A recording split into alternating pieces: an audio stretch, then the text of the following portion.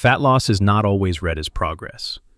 Sometimes it is read as risk, and your body is the reason why. Not because you are lazy, not because you are broken, because the brain has one older job: protect the system. And if your life feels stressful enough, tired enough, chaotic enough, your body can start treating fat loss like a threat. Belly fat stops looking like extra weight. To your body, it can start looking like emergency fuel. Locked, protected, saved for later. You try to eat better. You try to lose weight. Maybe you cut calories. Maybe you walk more. Maybe you push through hunger because you think discipline is the missing piece. But somehow, your body keeps holding on, especially around the stomach.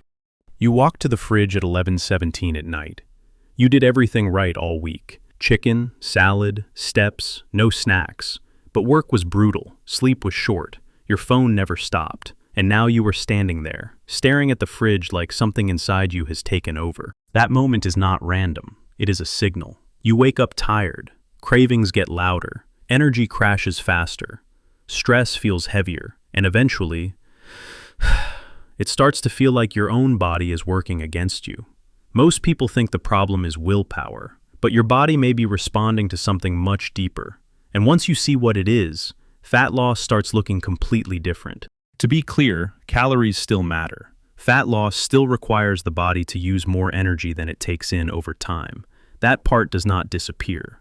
But the body is not a calculator. It is an adaptive survival system. Stress, sleep, and recovery do not magically create fat out of nowhere. But they can change appetite, cravings, energy, movement, and how hard the body pushes back. That is where the real story begins. Your body was not designed for abs. It was designed to keep you alive. For most of human history, stored fat was insurance against famine, cold, injury, and your biology still carries that ancient logic. The problem is, modern danger does not look ancient.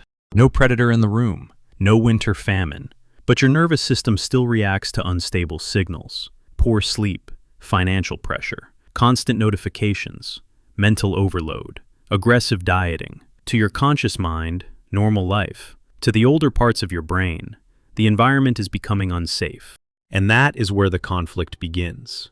You may be trying to improve your body, while your body is trying to survive your life.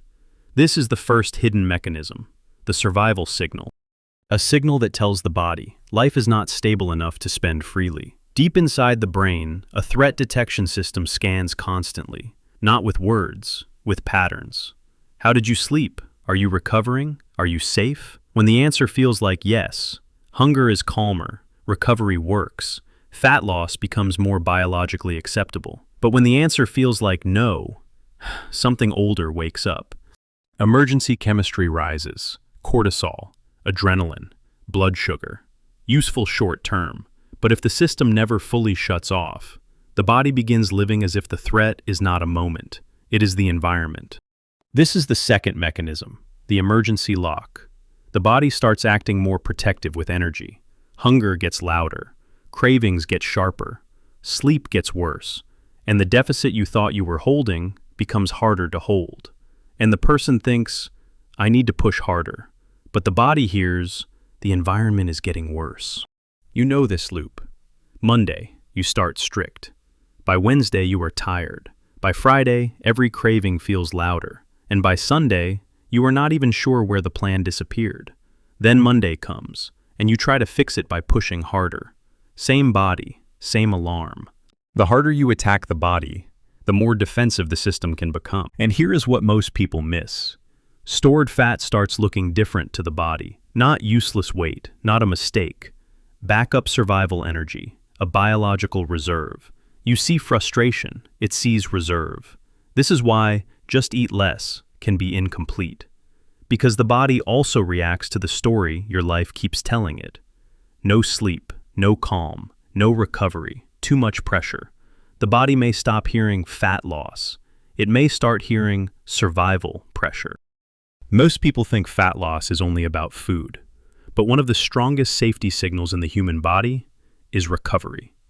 Deep sleep, stable routines, enough food to function, walking, morning light. These tell the brain, we are not in danger. We can afford to spend energy. But modern life steals recovery quietly, scroll by scroll, night by night. This is the third mechanism, the recovery deficit.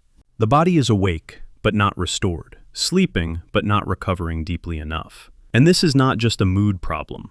When sleep is cut short, a tired brain tends to ask for more energy. A tired body moves less, and the deficit you were trying to hold starts slipping away. Not because sleep magically creates fat, because the system that was supposed to hold the deficit stops holding it. Hunger rises, cravings rise, impulse control drops, energy crashes faster. You know that feeling at 10 at night, not even truly hungry, but suddenly, the kitchen has gravity. The cereal, the bread, the snacks, the sweet thing you told yourself you would not touch. That is not weakness. That is a tired system looking for rescue. The real danger is when that state becomes your baseline. This is one reason people can gain fat during burnout. Not because the body creates fat from stress alone, but because stress changes the behaviors that control the deficit. Stress changes choices. Poor sleep changes appetite. Low recovery changes cravings. Modern stress does not look like ancient stress. It stays quietly active for years. Emails, deadlines, notifications. Nothing looks like an emergency, but your nervous system keeps receiving small danger signals. Again and again and again. Your body may not be holding on because of your diet alone. It may be holding on because of the signals your life keeps sending. The problem is not that your body hates you. The problem is that your body may think it is protecting you from the pressure you keep living under. You can be eating less, but sleeping worse, training more, but recovering less, pushing harder because progress has slowed. And all of it feeds the same message. Hold on, we may need this fuel. The body is not just responding to your plan, it is responding to the cost of your plan. So tell me below, which signal is the loudest in your life right now? Poor sleep, stress, aggressive dieting, or low recovery? I read every comment. The biggest mistake is trying to scare the body into changing. More restriction, more guilt, more pressure. The goal is not to prove you can suffer harder. The goal is to stop making the body think suffering is the environment. Because when the body feels safer, it becomes less reactive, less desperate for quick fuel, less protective of stored energy. The better question is not, what should I remove? It is, what signal should I repeat? This is the fourth mechanism, the release signal. It is not one hack, not one supplement, not one brutal workout. It is the repeated message that the body is not in an emergency anymore. Sleep tells the brain, recovery is possible. Walking tells the body, energy can move. A sustainable deficit tells the brain, this is not famine. And over time, the body becomes less defensive with stored energy. Not instantly, not dramatically, but step by step, biologically. Your body is not fixed in one state. It listens, it adapts, it defends. And when the emergency gets quieter, the deficit finally becomes easier to hold. Your body is not trying to sabotage you. It is trying to protect you. The problem is, modern life may be sending your brain danger signals every single day. Poor sleep, constant stress, aggressive dieting, late night scrolling, skipped meals, no calm, no stability. And when the brain feels unsafe, letting go of fat can feel risky. So the body holds on, not because it is broken, because it is listening. And if there is one signal I would change first, it is not food. It is not motivation. It is what you do in the first few minutes after you wake up. Before breakfast, before coffee, before your phone turns stress back on. That is why I made a full video on the morning walk before food, and why that simple timing can change the signal your body receives. You can watch it here.